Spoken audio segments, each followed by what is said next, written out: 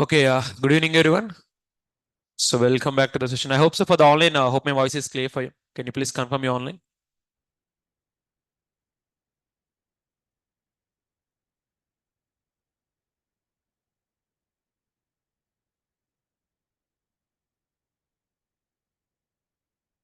Okay. So, in the last class, we have seen how to create cluster in Kubernetes, right? Okay. So, let's go with the same concept now. So, today I'm gonna show you how to automate the cluster creation with the help of KOps. Okay.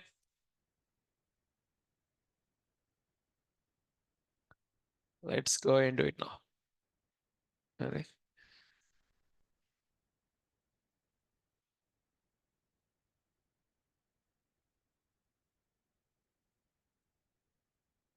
So here I'm gonna launch the EC2 instance in the Northern Virginia with the name of KOps. I'm just creating a normal instance. Okay, it is my KOps server. With the help of KOps main server, I'm gonna create what, sir? Cluster. Sorry.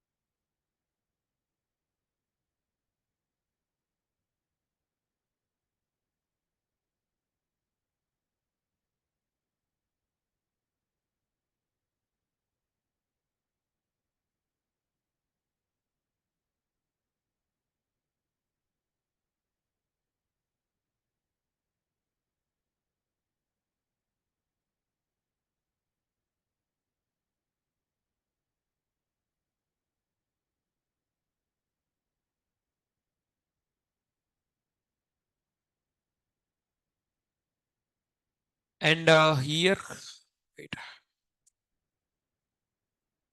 And if you go to my GitHub, there is a all setups repository.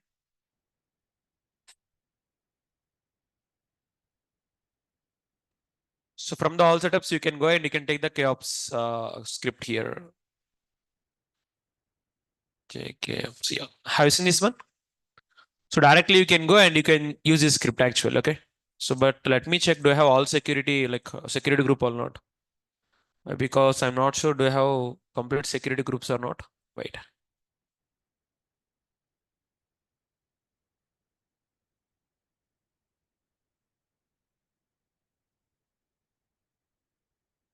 No security group issue. Wait. Here I don't have the SSH. That is the reason I'm not able to connect. Edit inbound rules. So add rule, put all traffic. That's it. Instead of custom, put anywhere. So now whenever if you are going to see cannot connect to port number 22, that means you don't have SSH. Okay. That is a very easy thing to find out for troubleshooting if you are not able to connect your EC2 instance. So in today's session, apart from KOps cluster creation, I am going to show you how to expose the application with the help of services and as well as namespace also. Okay, what is namespace and why we need to use it in real time. So let me go and create the first thing first. What man? CD desktop key pair.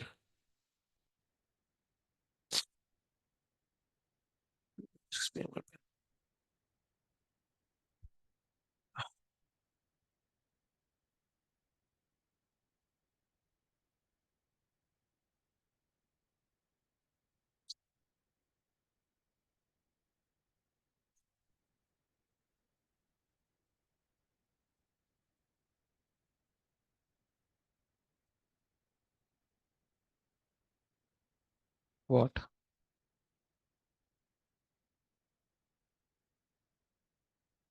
I have given all traffic call, but why I'm not able to connect? Wait. The security, all traffic. Oh, outbound I need to add. Wait. Basically, I have added inbound, but I forgot to add outbound.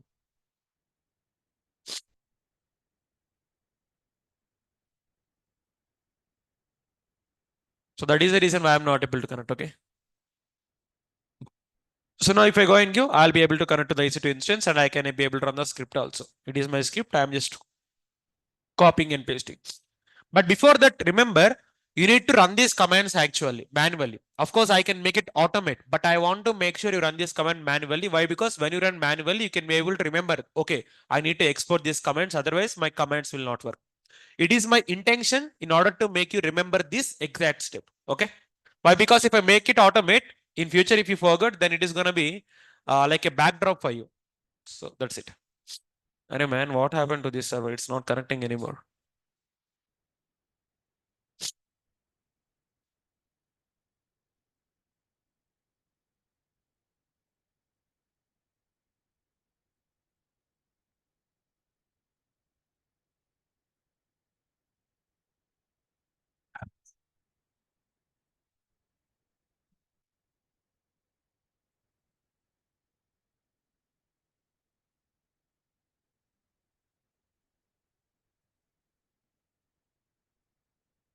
Yeah,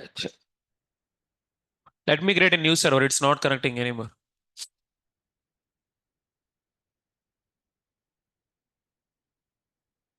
It wasted almost all 5 minutes of our time.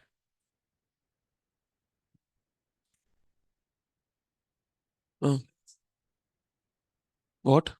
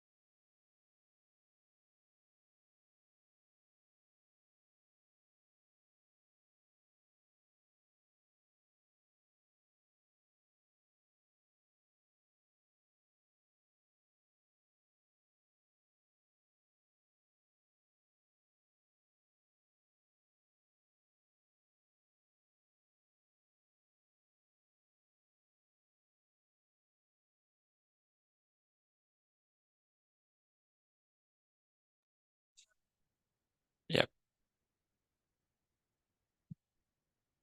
So I'm removing the previously created server.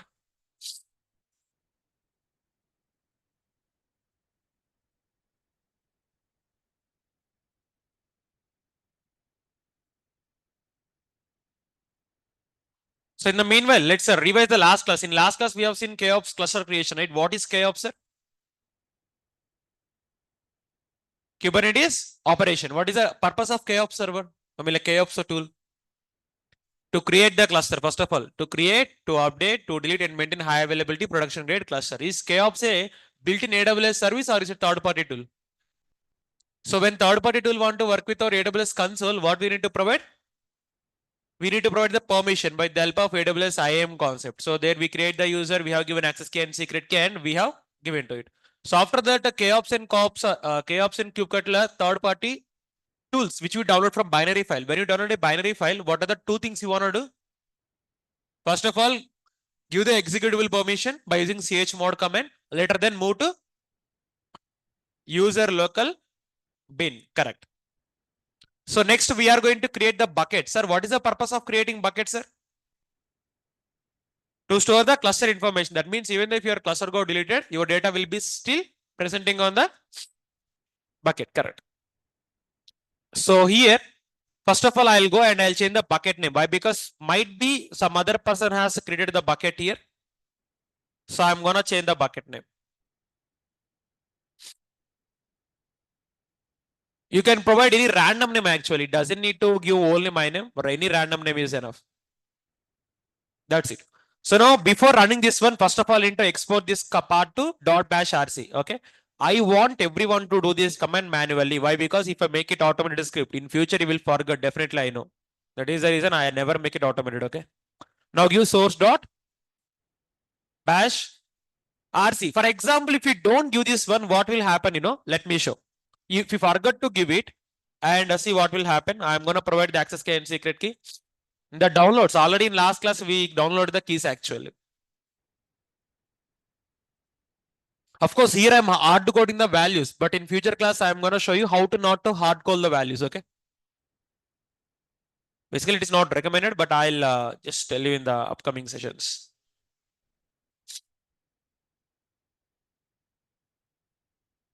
What happened to this keys, man?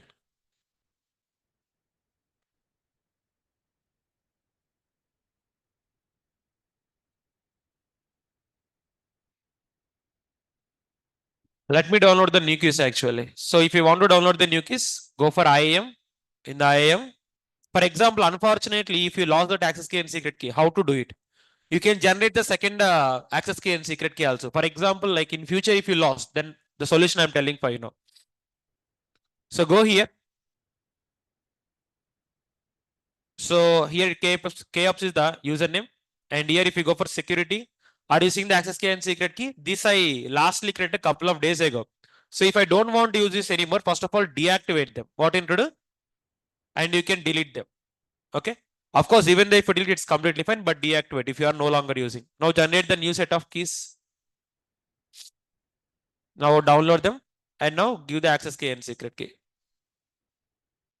For example, in your local, if you lost them, so this is the way how you can generate the second pair actually. But again, we discuss this on upcoming days. So US East 1 output is on. Now cops will download, but the commands will not work actually. Are you seeing command not found? Why the command not found? Because we haven't given the source. So what I can give is source dot bash rc. Okay, after giving them, now you can run the script again. And one more thing here, bucket got already created. So what you can do is you can remove the bucket or you can give some other bucket name. So what I'll do is I'll remove the bucket. Why? Because this is already created. So once if you allocate a name for bucket, you cannot reuse it. So that is the reason. What I'm doing is I'll remove this and I'll run the script one more time. So this is the bucket actually. Make it delete. Directly you need to give the name of the bucket. Once if you delete, then it is going to be reusable actually. Gone.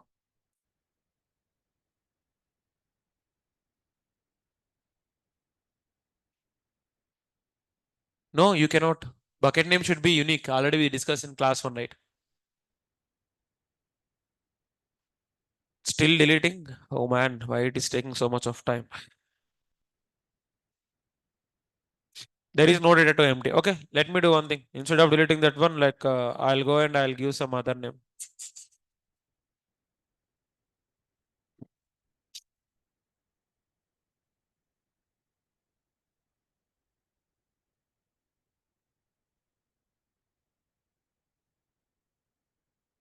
I am giving some different name. So now run the script sh cops.sh. Okay.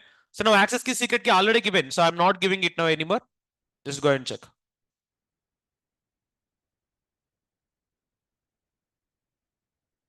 Now tell me one thing. Is the cluster automatically creating itself or not, sir?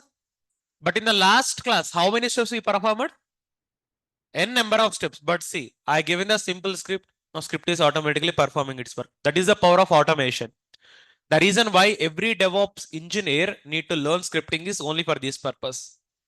Guys, if you are a DevOps means you need to learn scripting. There is no other alternative for it. You cannot give excuses. I don't know scripting. Either you should need to copy paste the script from Google or you need to learn it. Decide what you want to do. But here, from DevOps point of view, you are safe. Why? Because I have given every script. But I think you are going for Linux. In Linux, you have the separate scripting classes. You can learn it from there. Okay. But one of the best advantages in these days, you can get any kind of script from ChatGPT. Is my point clear for all of you?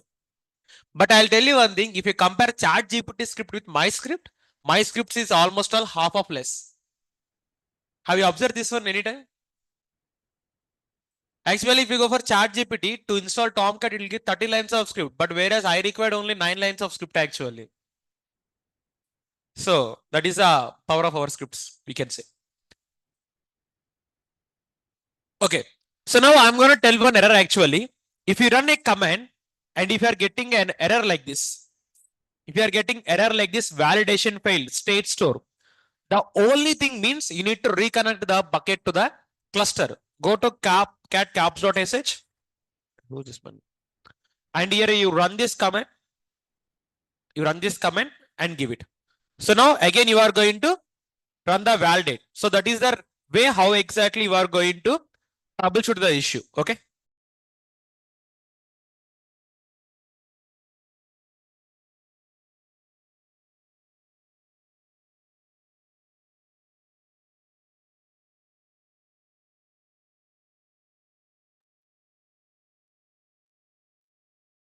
So here again I'm telling, if you get error validation fail state store, okay, required value please set hyphen state or expose. See if you are getting error, and lastly if you are seeing this command, run the cops export state command. That is the solution for it. Fine. So in today's class, I'm going to teach you the concept called Kubernetes namespaces. Which one? Namespace is going to be very important concept as well as interesting topic for both real-time work as well as your interview. So without namespace, you cannot go for the interview and you cannot work on the real-time also. So let's explore what is the meaning of namespace in the real-time aspect. The main purpose of namespace is to divide the cluster to multiple teams in real time. Sir, if it is monolithic architecture, developers will work on developing server, right? And testers will work on testing server, and clients will work on UAT, and finally we will be working on production, right? Correct or not, sir? So this is how it look like. If it is monolithic, developers will take one server, okay? Testers will take another server. UAT clients will take some other server, and the DevOps for a production case for users are going to work on this server. But if your architecture is microservices, what exactly going to happen? You know, whenever if you create a cluster, you are going to divide the cluster actually. What you are going to do? If it is my cluster, so what exactly I'm going to do is I'm going to divide the cluster to multiple teams actually. For example, I'm going to explain this concept with the home concept. I think if you observe our home is the place where our family is going to live. Correct or not, sir? So just like we have home for our family,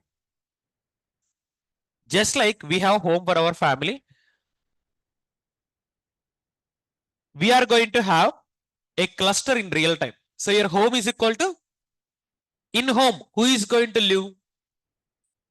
We are going to live. Here we is nothing but teams actually. We is nothing but teams. For example, in your home, your parents will live on one room as well as your grandparents. Okay. Grandies, I'm going to talk about. Your grandparents will live on one room. Your siblings will like live on one room, and finally you are going to live on other room. So similarly in the real time also, whenever we are having multiple teams, your developer will be working on one namespace, your testers will be working on some other namespace. Okay. And commonly like some other things, your UAT clients will be working on some other namespace. And finally, production will be working on some other namespace. That means just like we live on different rooms in our home, in real time also, developers will be working on one place that called as room actually. Assume like a room that is called as dev namespace. Tester will be working on testing namespace. Production will be working on prod namespace and clients will be working on. So this is how exactly the cluster is going to be divided. Okay. So namespace, it is easy to divide the cluster to multiple teams on real time and it is easy to isolate the environment. What is the meaning of isolation? For example, if you are on your room, okay, can your parents see what exactly you are going to do on your room? No, why? Because there are walls, correct or not, sir? That wall will provide the isolation. Similarly, if your parents are on their room and can they see what your siblings are doing? No. As well as if you are on your room, can you see what is your siblings doing? No. That means each and every room is isolated. Why? Because one person cannot able to see other person what they are doing. Similarly, in real time also, if developers are working on developing namespace and testers are working on testing namespace, let's say developer create a pod actually. That pod will be residing on developing namespace. If tester try to access, that will not be accessible. Or if client will try to access, that is not going to be accessed. Why? Because we have isolation. What do we have? Like that. So it is easy to isolate the environment. So simple example, cluster is nothing but our house and namespace is nothing but room. And we are nothing but teammates. Like what do we call as? Cluster is equal to, okay. Here teammates are nothing but family members. Okay. Teammates are nothing but family members. Okay. So whenever if you go to company, where companies will tell that we are like a family. Of course, they'll say this, like say this word, but it is not true. Don't believe these words like a goat actually. Yeah? Lot of freshers like I have seen, if we tell our companies like a family, they will impress actually. Like how they feel. They feel that we have adopted these people actually. But it is not reality, guys. It's just to make you impress. That's it. Okay. But don't fall on the trap. If you really think that company is your family, you will end your life there only. Working hard for the company, but you won't get rewards. Of course, I'm not talking about all the companies, but majority of the companies will be like this only. Wherever I have seen and I have heard actually. Okay. So already working people might experience this one. Any working professionals experience these kind of things?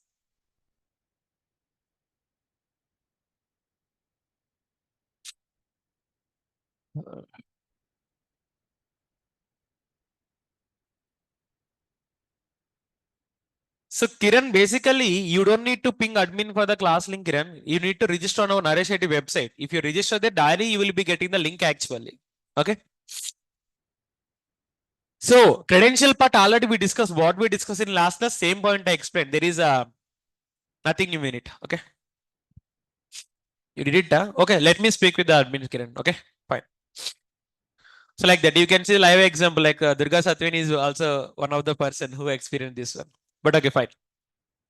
So now if you go for here, sir, each namespace in real time is gonna be isolated. If you are on room 1, you are not able to see room 2. And if development team create a pod on dev namespace, testing team cannot able to access it and see it. We cannot access the object from one namespace to another names. So now coming to the types here actually, by default, whatever the pods you are going to create in your cluster that comes with the default names. That means if you create your mini cube or if you create any KOps cluster or any cluster, if you create an object that can be a pod, that can be a deployment, that can be a replica set, every object by default reside on which namespace?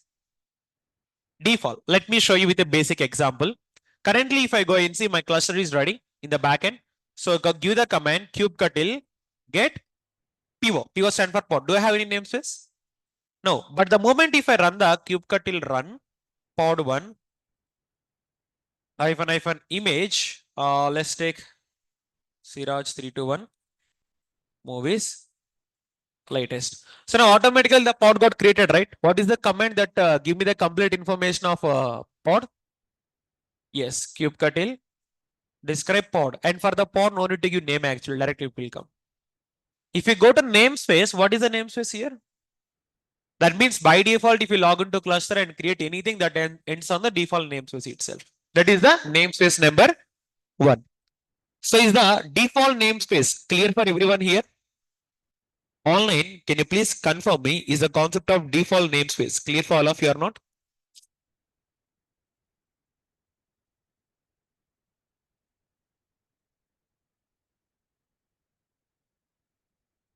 Okay, thank you. Second one is gonna be the cube node lease. What it is? Cube node is nothing but, for example, if we have some other server, you have worker node 1 and worker node 2. If you take object from worker node 2 to worker node 1, then in that case, I can spare it on the cube node. The name itself is indicating cube node lease. Lease means what? Taking the object. Okay. If you want me to show it more insightful about this one, if you type your namespace in Kubernetes, directly it will open the official documentation.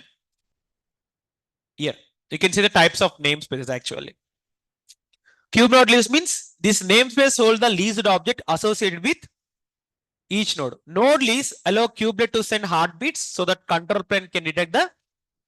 That means basically, if your worker nodes are running, okay, unfortunately one worker node failed.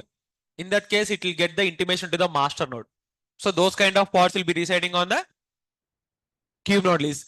This namespace hold the lease object associated with it.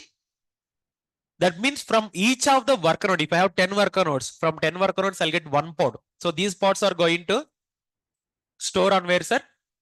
Cube node lease. One node to another. Okay, fine. So third one is gonna be cube public. What it is? Cube public is nothing but, let's assume, how many teams am I having here? 4. If I create a pod on dev namespace, who can access?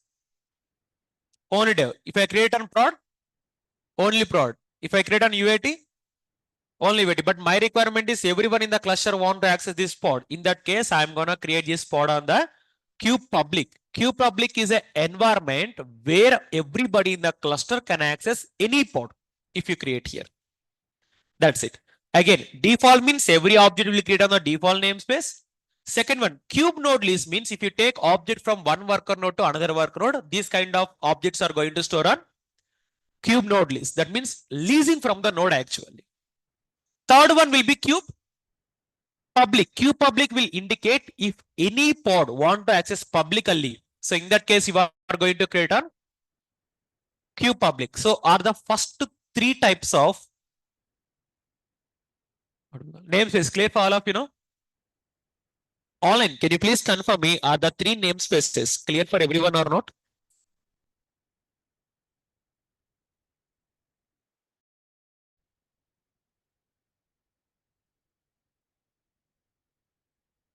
Fine.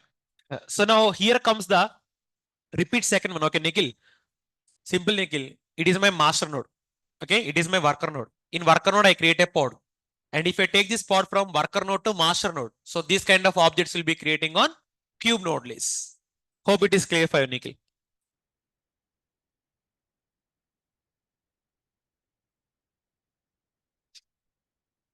Okay. Vaya. Okay. Fine. So last one and the main one, cube system. Which one? If you remember, I said a point while saying the Minikube actually. And Kubernetes cluster also. All the like Kubernetes components, right? What are the components of cluster? Hey, that is work nodes, man. Tell me. API server, HCD, scheduler, controller, kubelet, kubeproxy, everything will be components of the cluster. Remember, if you go back to the day 1 of our class actually, while I'm explaining the KOps, I mean like not KOps in the Kubernetes, I said one point actually. Where is this point? Where is your notes? This one, right? If you go and see here, every object or every component of the cluster will be created like a That means this API server, etcd, scheduler, controller, kubelet, kubeproxy, everything, every Kubernetes object is going to create like a pod. But where these all are going to reside, mean these all are going to reside in the namespace called kube system. Which namespace? Kube system. If you go and see here, this one. It is the last namespace, but yet very, very important namespace for our class actually. Wait.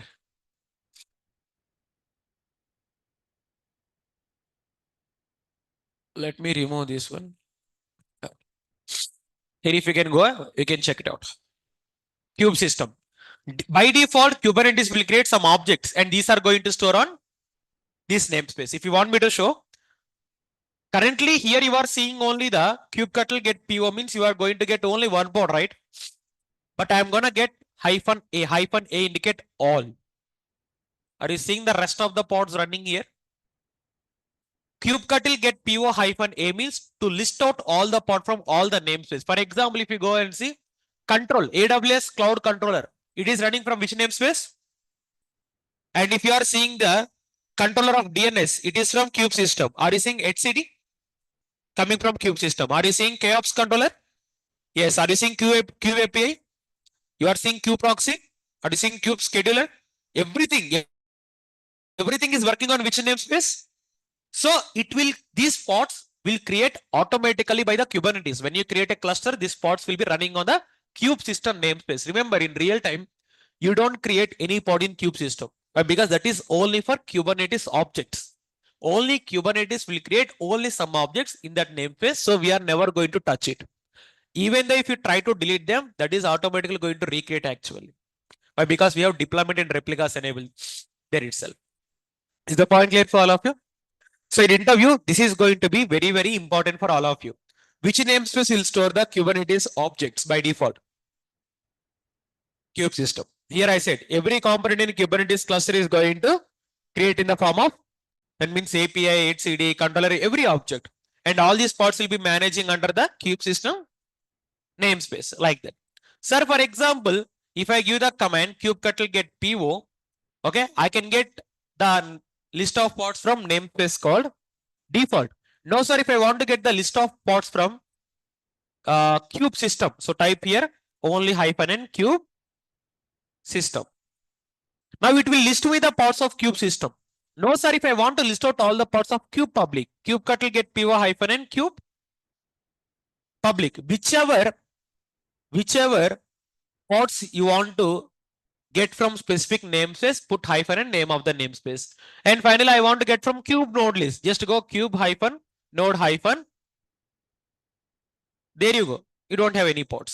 So if you want to get pods from all the namespaces, you can put simply A. No, sir, I want to get the pod from only specific namespace. Put -n and give the namespace. Is the logic clear now? So this is the theoretical concept. If theory is clear, I'll go and explain the practical part, how to create the namespace and how to work with them. So online, is the theoretical point clear for all of you? Can you please confirm me once? Can you go for practical?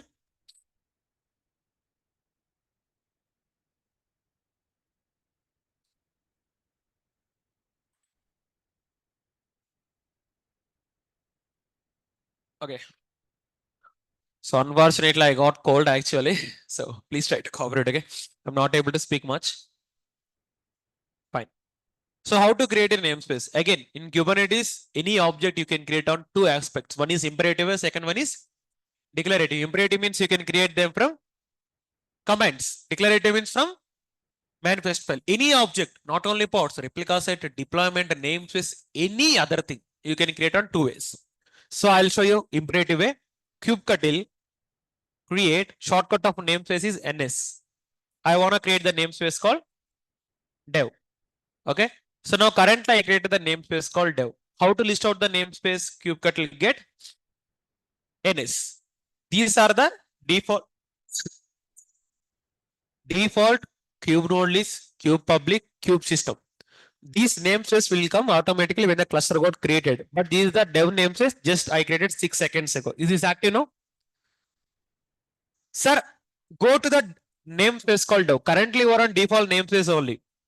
But if you want to go to dev namespace, the command is going to be very bit lengthy, but try to understand. kubectl config set hyphen context hyphen hyphen current namespace is equal to dev. That means I'm asking my kubectl command to configure the context from my current namespace to namespace called dev. Are you seeing the context ram kts dot local got modified? But if you want to check what is your current namespace, give the command kubectl config view. Which command? kubectl config view. If you give this command, currently you are under which namespace? That is the command to ensure you are working on dev namespace. Now, previously I'm on default namespace. How many pods I created? One. If I give the command kubectl get PO, am I able to get that pod here? No. Why? Because currently I am residing on dev namespace. So default namespace pods will not be replicated. So let me go and draw a diagrammatical for you. So you'll be getting more clarity. First of all, I have which namespace, sir? No, first namespace, default, right? So in default, how many pods I created? It is my pod number 1, let's say. It is what? My pod number 1. But this is residing on which namespace? Default. So after default namespace, which namespace I created now? Dev. In the dev namespace, now I want to create 3 pods. How many pods? Pod number 1, pod number 2, pod number 3. Of course, you can create replicas also, but like at the same time, you can go with pod creation. Anything is fine. So in the dev namespace, I'm gonna go with the number of pods are 3 here. Let's go and create now. So I'm on dev. So I can give the command kubectl run dev1. Pod name is I'm gonna give it as dev1 hyphen hyphen image. Already we have Siraj image. Let's take the same image.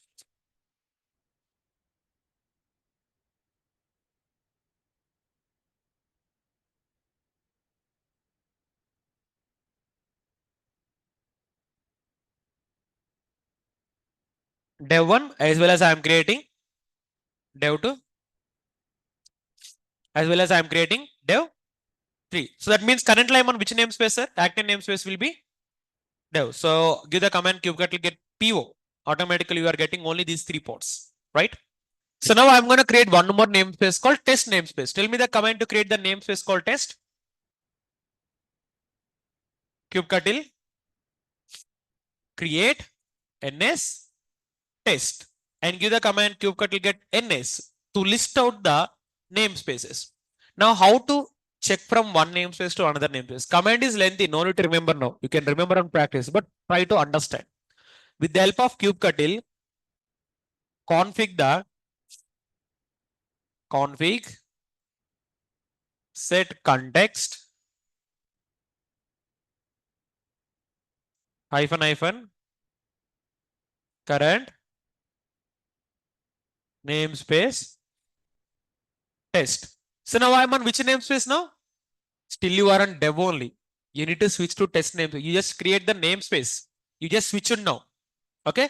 By default, whenever if you create a namespace, you will be on that namespace. But currently I switched. That means I'm on which namespace now? No, test. First of all, you said test or ever? Test. Oh, okay, sorry. Then I haven't heard you properly. Okay. So now currently I'm on test. If you create a namespace, then if you switch, you will come to that namespace. How to check out, sir? kubectl config view. What I can give? Currently I'm on which namespace? If I go to test and if I run the kubectl get PO, am I able to list out the pods now? I won't. Why? Because that is on dev namespace, but currently I'm on which namespace? Test. So again, I'm going to draw one more line. So here I cannot be able to list out the pods currently, but I'm on which namespace are here? Test namespace. I'm on test. Like this. So I'm on test namespace. By default, I cannot able to access any of the pod to the test namespace. It is not valid. But there is a special command called kubectl get PO -n dev. I'm able to access the port. kubectl delete pod. Name of the pod will be dev1 and -n. I am namespace from dev. I am able to remove that pod now. Sir, previously you said that if you are on namespace 1, you cannot access what is happening on namespace 2. Currently, I am on which namespace? But I'm accessing the pod from which namespace? How it is working? By default, okay, by default, Kubernetes namespaces will provide isolation, but not restriction. Isolation is different, restriction is different. You know RBAC concept in Jenkins? What is the concept of RBAC in Jenkins? To provide the specific jobs for specific user based upon the requirement. Correct or not, sir? Even in Kubernetes also, we do the same thing. Here, if you go and see, I have given the exact comments. What exactly I executed, I have given the same things for you. Okay. So if you go and see, first of all, I created the dev namespace and I created 3 pods. Then I created the test namespace. Then I switched to test namespace. Then I have seen the configuration and I'm deleting the pods actually. Okay. So here, the node point I want to tell for all of you is this node point. What is the node point? By default, Kubernetes namespace will provide isolation, but not restriction. So to restrict the user to access in namespace in real time, we use RBAC. Which concept? RBAC. We create user, we give roles and attach roles. Attach role is nothing but role binding. Just like how you do in Jenkins. Same way you are going to do on the namespace also. For example, see in my real time, I have a developer. You need to work on dev namespace only. I can create a user, I can create a role, and I can attach a role. Now only that user will work on this namespace. And if I go to tester, now tester need to work on only this namespace. He cannot access any kind of object in dev namespace. I can create a user, I can create a role, and I can attach a role. That is exactly RBAC. How exactly you seen in the Jenkins, same wise. But in Jenkins, you do on UI, but in Kubernetes, we do it on CLI. That is the whole and sole concept of the namespaces. Which one? So now is the concept of namespaces clear for all of you here? Everybody. Online, can you please confirm me, is the concept of Kubernetes namespaces clear for all of you or not? Can you please confirm me in chat box?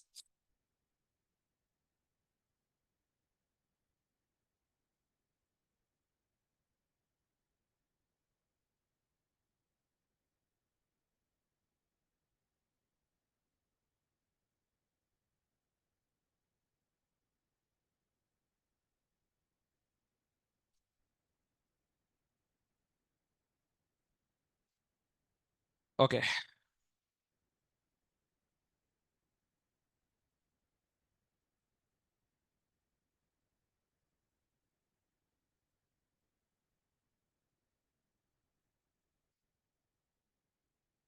Fine. So next one, I'm going to show you how to expose the application in Kubernetes. And one more thing, guys, basically you can remove the entire namespace also. You can give the command kubectl delete ns dev. So dev namespace will be gone actually. Okay. And similarly, let me remove the test namespace also.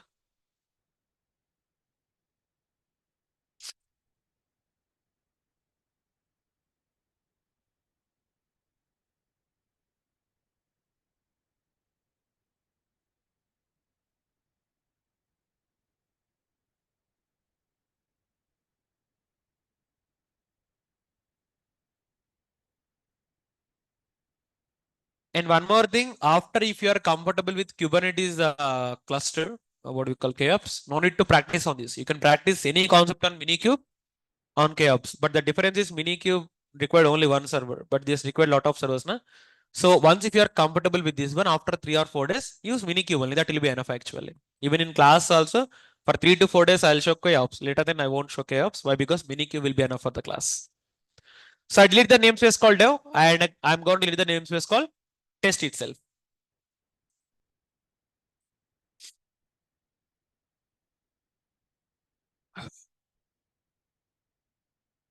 So now give the command kubectl get ns. Do you have any namespace? No. Give the command kubectl get po-a. And the pods what I create on the namespace also got deleted. Okay. You can use -a or give -- all -name spaces. Anything you can give -- all names is gonna be very lengthy word. So just give -a. That's it. So next concept in Kubernetes is gonna be services. What it is? Services. Basically, what is a service in Kubernetes? That is the main question actually you need to understand. Service is a way of exposing the application in Kubernetes. What is service? Way of exposing the application in Kubernetes. Let me go and show this one for you. For example, you are having a application. Okay, you create the pod or you create a replica set. You can take anything. Till now, you create the pod. Inside the pod, you have the image, but have a exposure to the application anywhere? Now, in Docker Swarm, I shown you accessing from the browser. But in Kubernetes, if you want to expose any kind of application, you need to use concept called service. Of course, you have a lot of services. Cluster IP, node port, load balancer, ingress, headless services, lot of things. So in order to make it easy, first of all, I'll start with the cluster IP. Cluster IP is a type of service. It will expose our application inside the cluster. That means you have a cluster. It is your cluster, okay? Let me take is a cluster. So now what exactly you are having is you are having a pod itself. What you are having, sir? Pod. If outside, for example, outside of the world, these are users actually, outside users. Sir, if outside users doesn't want to access your pod actually, wait.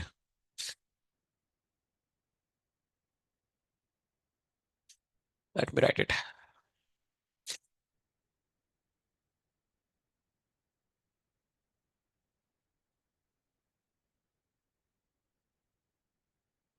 Sir, if outside user doesn't want to access this pod actually, so in that case, you can use a concept called cluster IP. What you can use, sir?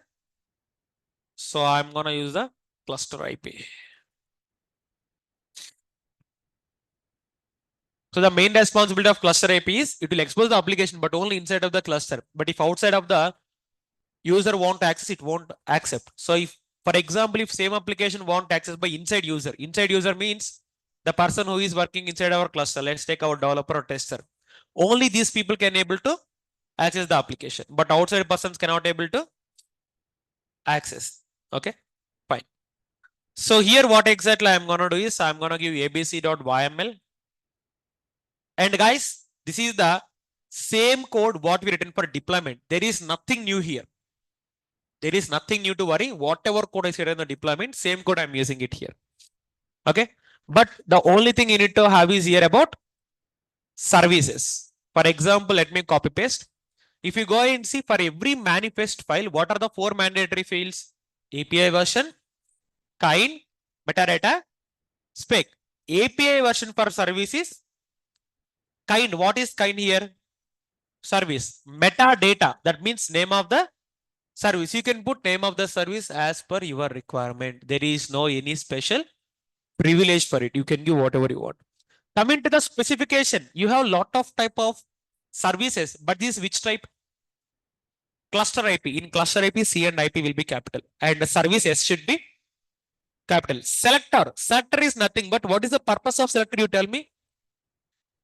Match the labels of the pod. For example, I am telling, sir, you are creating 10 replicas. If you go and see in the top, how many replicas you are creating now? Now 10 replicas will be come with the same label, correct or not, sir? So you are creating the service called service one, and you are giving the cluster IP service, but you want to give this service to which pods? Which pod having app is equal to movies? For example, I'm having 10 pods. Which pods are having app is equal to movies? Apply that cluster IP to all the pods. And if a pod doesn't have the app is equal to movies, then don't apply the cluster IP for these pods. Selector main purpose is to filter. So I want to filter all the 10 pods which is having app is equal to movies, and I want to apply my cluster IP service to only these pods. But if a pod is not having app is equal to movie label, do I need to apply to it? No, no, that is the purpose. And finally, ports. I'm giving the port number. Why? Because our Siraj movies is running under port number 80. So I will use this one. Again, I'll explain second time for you. API version for services V1. Kind I'm creating it as service. Metadata, that means name of the service will be service one, and spec. I'm creating the type of the cluster service is going to be cluster IP. Cluster IP will be used to access application from inside the cluster, outside the cluster. Outside user cannot able to use it. Only inside people can able to use it. Okay. So, and next here we have given the selector. I am giving cluster IP to which pods? Pod which is having label app is equal to movies. And finally, ports port number I have given. That's it. Now go and create the replicas. kubectl. But before that, just give the command kubectl get PO. Currently, how many normal pods you are having? 0 normal pods. But I'm on test namespace. That's completely fine. kubectl create -f abc.yml. Oh, I'm on test namespace now, but this is residing on the default namespace. Okay. So what you can do is you can go to default namespace. How to go to default namespace? kubectl config context. Wait. I already have the comment, so no need to write this one more time.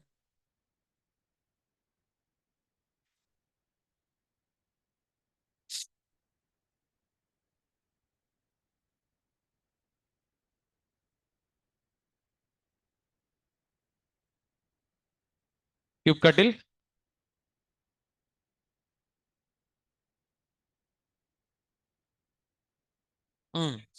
context hyphen current namespace is equal to. So now go ahead and run this command. Is it applied now? So you got deployment created and you got the movies created. Give the command kubectl get deploy. Have you got the deployment now? And give the command kubectl get SVC. By default, Kubernetes will create one own service. It is the by default Kubernetes service created how many minutes ago? That means when you create the cluster, this will create internally. So this is not, we are not going to focus. But there is one more service called service one with the cluster IP. It is the port number I have given 80. So if you want to access the application, you can give the pod kubectl get PO. You have 10 pods. How many pods you are having? You can access application from any pod. And these 10 pods are working on 2 different nodes. If you want to get the node information also, -o void. Now you can see each pod is running on which node. First pod is running on this node. If you want to know what is this node, copy the node ID, go to the console, and in the console, just paste this node ID. So now you will be getting to know your complete pod is running on which server. I'm filtering it out. So now go ahead and see. Out of this, I'm gonna see what is my running node now. That means it is running on this particular node actually. Have you seen this one? Basically, in real time, we give the host names, but here I haven't given host name, so I'll get the node ID. But of course, if you want to see the host name also, you can get it like that. But tell me one thing, if I create the cluster IP, can outside user able to access the application? Only inside user. So that means, can we use this service in real time to expose the application? No, why? Because we cannot use this application outside. But for some services like database, I don't want to expose outside. In real time, we never expose database outside. So for those kind of services, we can use the cluster IP. But if you want to give a application to user outside of the cluster, in that case, it should not be helpful for you. So simply cluster IP is a type of service which will expose the application inside the cluster, but it cannot expose the application outside of the cluster. But sir, Is the AC on there? Please turn that AC off. Okay. Second one is going to be node port. Node port main purpose is to, it will expose application on the particular port number. Tell me one thing, our server has how many ports? Security group ports. Starting from 0 to 65,500 and in that 0 to 65,535 in this particular port number, I'm gonna select the range. Range start from 30,000 to 32,767. It is the range. Okay. In this below range, I'm gonna select the range 30,000 to 32,767. In that port number, I'm gonna take one port and I'm gonna expose that application to that port number. Okay. So here I have given that one range from 30,000 to 30,000. We are gonna select one port. Of course, you can give whatever port you want, or even though if you don't specify the port, Kubernetes will take a random port in this range. But the range will be from 30,000 to yes. So now what exactly I'm gonna do is I'm gonna delete the manifest kubectl delete -f abc.yml. Now, whatever the object you create from abc.yml, I'm going to delete. Instead of deleting deployment manually and service manually, run this command. kubectl create will create objects from this file, and kubectl delete will delete objects from this file.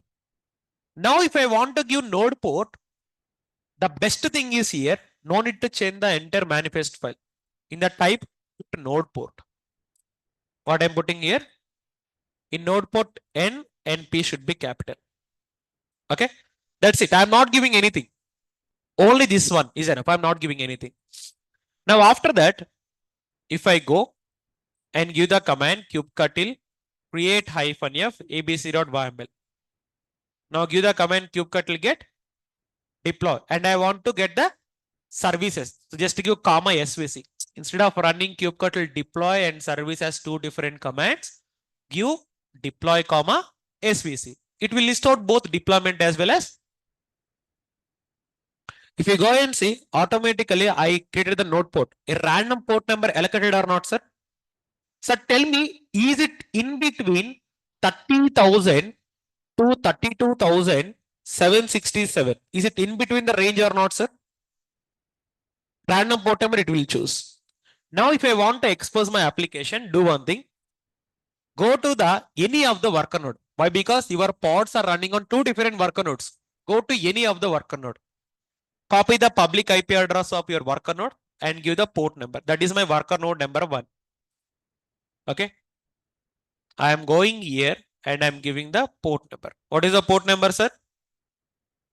30515. Hit enter. Is the application coming now?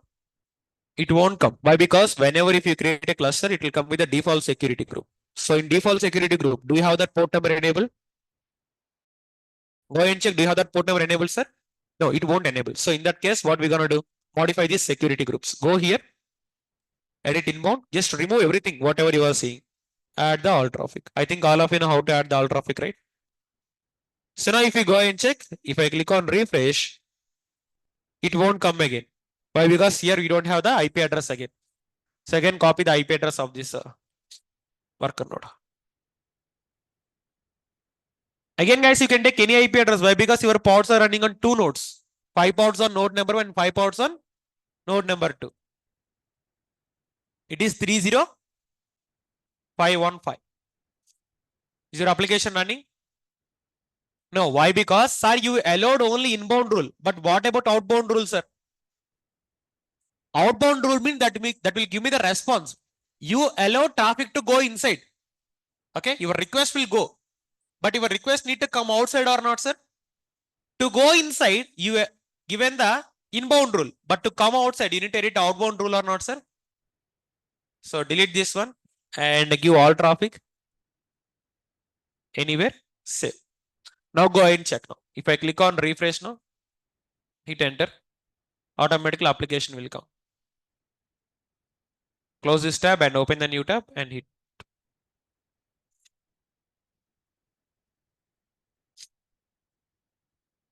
HTTP and everything is not required.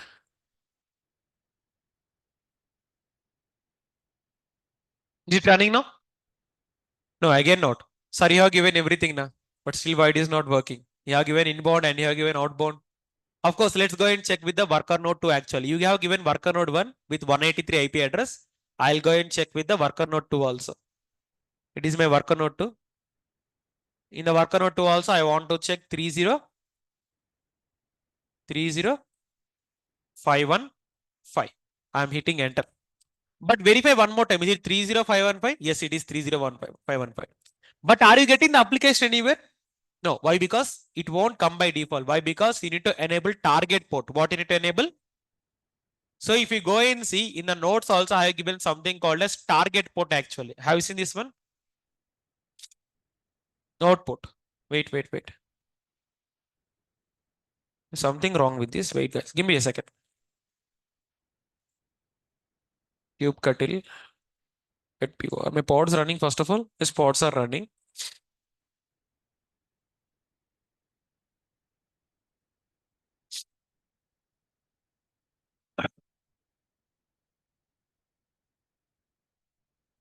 It should not get this error. Let me thoroughly check the security groups one more time. It's not modified properly.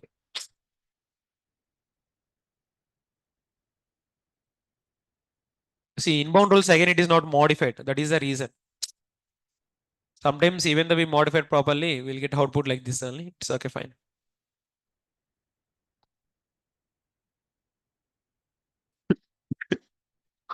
Is your application running now? The reason why it is not modified means I haven't changed the security group properly. So now you will get the application from server number 1 and I'm going to show you the application from server number 2 also. Let me go and check the server number 2. It is server number 2 and this. Sorry.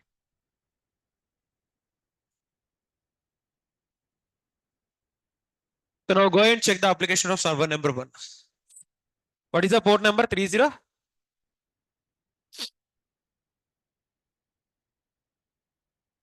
Is it getting now? That's it. So in this way, you are going to expose the application on the specific port number. Here, what is the port number that I have used here? 30515. Tell me one thing. Have I given this port number manually or Kubernetes is given automatically? That is the point here. Please read this note point for me one more time. These two note points.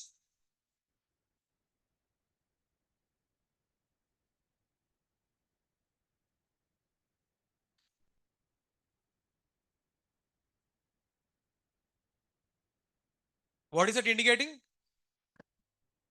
First of all, range will be 30,000 to 30,767. And here you need to expose the security group to all traffic. And if you don't specify a port number, Kubernetes will take a random. Sir, but I want to specify my own port number. In that case, how you can do? Very easy. You can delete them actually. You can delete and recreate. Kubectl, delete -f abc.yml and go to the manifest file. Now here add node port. What I want to add here? Node port. In node port, P will be capital now. Like I'll take a 31111. Is it in the range? Yes. Now again, kubectl create -f abc.yml. The service got created, and if I go to my back tab, if I click on refresh, this won't run anymore. That won't run. Why it won't run anymore? Because the port number got changed. See, it got failed here, it got failed here. Now replace the port numbers. 31111. Hit enter. Is it working? Here also 31111. Hit enter. Is it working, sir? Yes. Now open your mobiles, all of you, and try to check whether it is working for you also or not. I'm giving the two IP addresses for here, the chat box. You can take and you can verify. And again, don't type HTTP at all, just public IP address and port number. Even for online, for you also guys, I'm going to give that both public IP addresses. Just please go and ensure that is working properly or not for you. Online, please check your chat box, all of you once. Oh, I have given same, wait, I have given the same couple of times. Online, please go and verify whether it is working for you or not.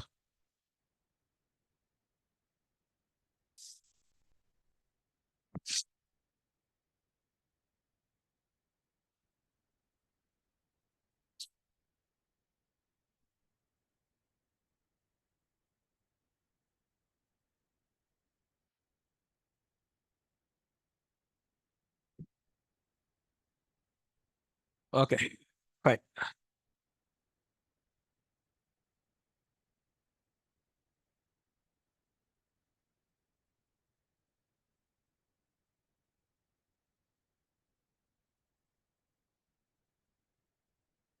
So this is the node port. Now tell me, whenever if you compare cluster IP with node port, is it a good thing or not, sir? Yes. So node port will expose our application on a particular port number. Range is 30K to 32,767.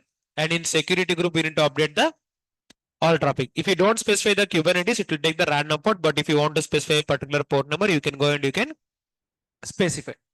But node point is we need to update the security group. Why? Because Kubernetes will come with some default traffic. So you need to give your port number enabled. So, but the drawback is if you want to expose your application to the node port, you need to give the public IP address to user. Can we give public IP address to user? No. Why? Because if you give public IP address, that is going to be very, very dangerous.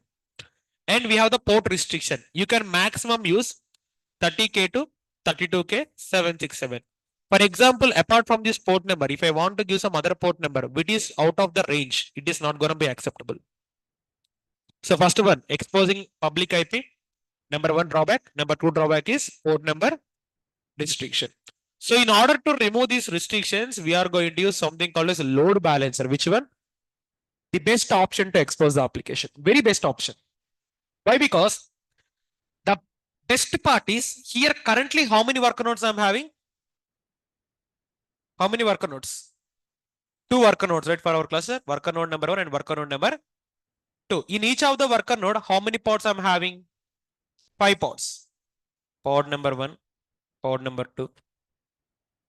Okay. I'm going to copy paste that.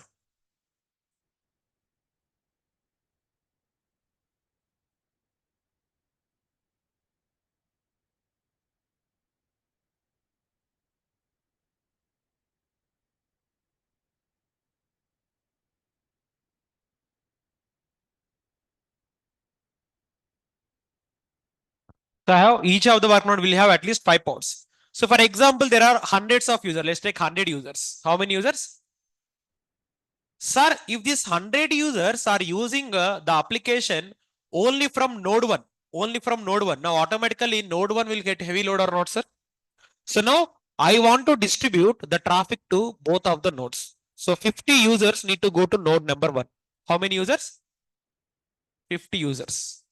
50 users. Similarly, in the same way, the next 50 users need to run to the node number 2. Same thing. So 50 users need to run to the node 2. So in that case, I'm going to use a concept called load balancer. So the best part about load balancer is you don't need to change anything actually. Just instead of node port, put load balancer. Let me show you. VIM abc.yml. That's it. Here you can put node port as it is like this, or you can remove this one. But in the type, instead of node port, I need to put here load balancer. LOAD BALANCER. Load balancer. That's it. But before I go and execute this one, in your AWS account, just to go and check, by default, your cluster will have the load balancer. By default. Are you seeing one default load balancer? It is running for our cluster. But the moment if I go and give the command kubectl create -f abc.yml, a new load balancer will be created now. Just to go and see the console. If I click on refresh, are you getting second load balancer? Now for this load balancer, we have DNS. Copy the DNS name. Go here and paste it. Now automatically your application will come. But it will take some time to activate. Don't worry it as of now. Okay. Just wait for 30 seconds. And even though if we go for kubectl get deploy, comma, SVC. Are you getting the load balancer DNS now? Now internally, how this load balancer will work, this load balancer will create like this and it is going to distribute the traffic to both of the server. For example, if user one try to access the application, user one, first request will go to server one, user two request will go to server number two. Again, user three request will go to server one, user four request will go to again user five, server one, user six, server number. This load balancer will create and automatically attach to both the worker nodes. Again, this I am going to show you manually in the AWS, so there will get some more clarity. But as of now, KOps is automation now, so everything will create automatically. Now, just to go and try to check whether your load balancer got created perfectly or not. So if I click on refresh, I need to get my application. But again, it will take some other time. Wait for it. If I go back and if I go inside this load balancer, so 2x2 instances are now in service. If you go to the port number, what is the port number we got here? 311. If you give it, it will take, or even if you don't give, automatically it will take one port number by default. And if you go for instances, are the two worker nodes attached or not, sir? Yes. Now the status is currently active. I can see it here. 2x2 checks are in service. Click on refresh.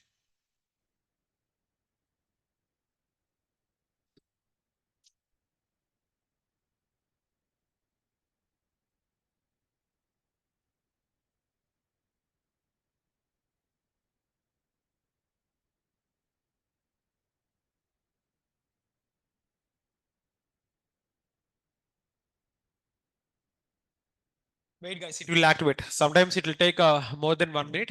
Don't need to worry. I'll copy the DNS one more time. These are DNS. I'll copy this and I'll run it now. Is it working now? So now if I click on refresh, every refresh will go for new server. If I click on refresh, every refresh will go for the. So in this way, the load balancer service will be created and it is one of the best way to expose your application. Okay. So that's it about the concept of services. So in today's class, we seen about namespace. Namespace main purpose is to divide the cluster to multiple teams and to provide the isolation. Second one, services. Service main purpose is to expose the application from the Kubernetes. If you want to expose, you have cluster IP, which will expose application inside of the cluster. Node port, which will expose outside, but with the help of the port number from 30,000 to 32,767. Third one, load balancer. It will take the DNS. Instead of using public IP address and port number, it will expose the application on DNS. Automatically, AWS will create the DNS for it. That's it. So now coming to the interview questions here, from today's point of view, what is the namespace in Kubernetes and why we need to use it? It's a namespace is a resource, use it to divide the cluster to multiple teams, and we are going to provide isolation. But by default, we provide restriction for it? No. Restriction won't be provided for user. If I want restriction, I need to enable which concept? RBAC. What are the types of services in Kubernetes? Cluster IP, node port, load balancer. But before that, what is a cluster and what is the purpose of using this one? Okay, fine. Second one, difference between cluster, node port, load balancer. Cluster IP inside the cluster, node port outside of the cluster, but having the port number from 30K to 32,767. If you go out of the range, it won't accept. If you want to try in practical, you can go and try.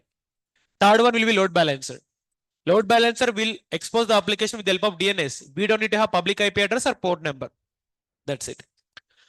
So now, before going for doubts and queries, first of all, how's the class for all of you today? Is the class clear? Everyone. Online, can you please confirm me how's the class for all of you today? Can you please confirm me on chat box?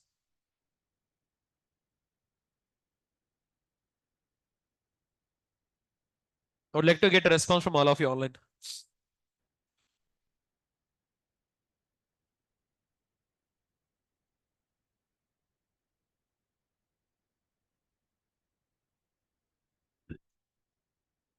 Okay, fine.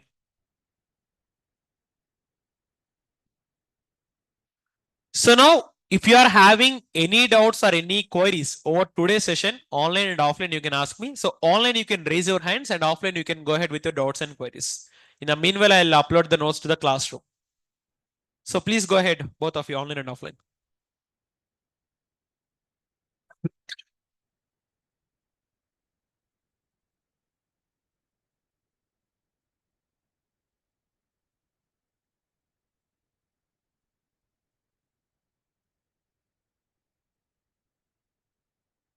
Sir, I have created a image container volume in that files also created and I have deleted all the images. If you delete a image, inside that image, if you put a container volume, that volume will not delete actually, Satya. Why? Because volume and image and well as our container decouple. Decouple means what? If you delete a image, volume will not delete. Okay, like that.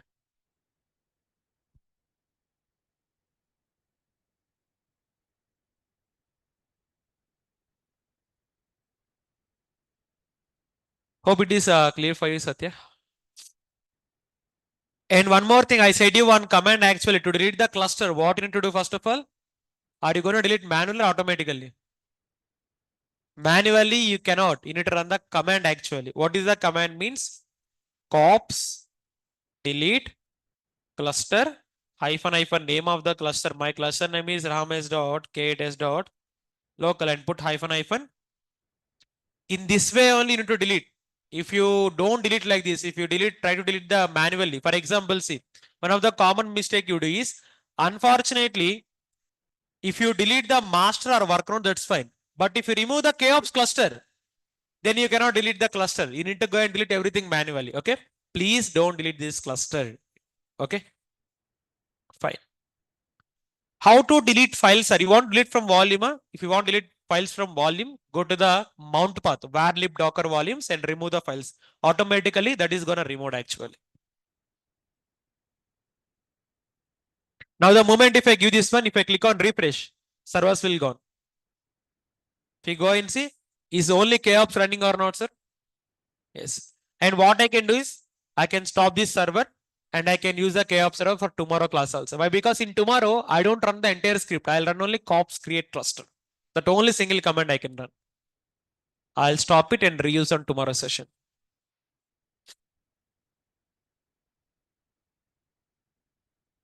So guys, still any queries or questions from your end?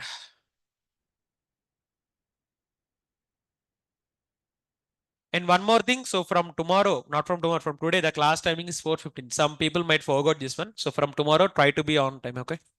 Even I pinged on Telegram also.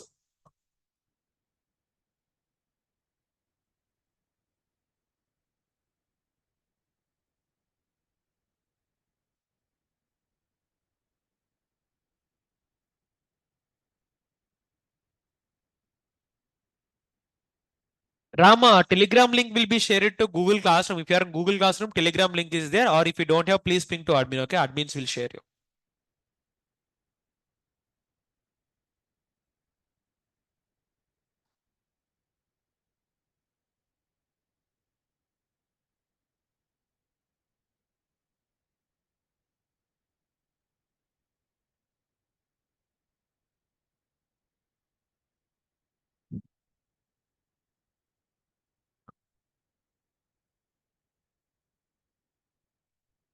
I gave time to ask doubts and queries, but you people are using mobiles. You can use it after 5 minutes, right? Yeah, go ahead. Uh, sorry, I haven't got you. Okay, you stop the server. I got your point. So when you start the Minikube server, your commands will not work. So in that case, you need to run the command Minikube start. In the script, I have given last command. Let me show you. For example, in Minikube, if you create a server and if you stop it, and in future, if you want to use it, okay. So there you are going to rerun the last command. If you go to Ubuntu Minikube, last command is this one. Are you seeing Minikube start hyphen driver is equal to Docker? This you need to rerun. Then only your commands cluster will work in Minikube. Otherwise, Minikube will not execute commands. It is going to tell that API error. Have you got the same issue? This is a solution for it.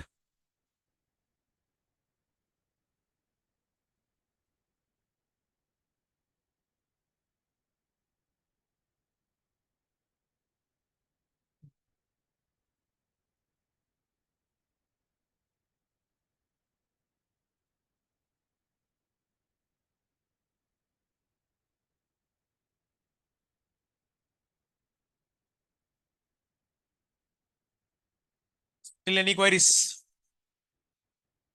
Our course started on which day exactly? Date. 29th April. Huh? Oh, May, huh?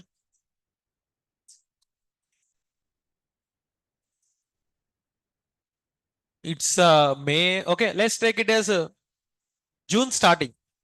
So it's been exactly 1.5 months, right? We still have 1 month at least. AWS will take, okay, no, simply 1 month above it will take, as per my estimation. But let's say,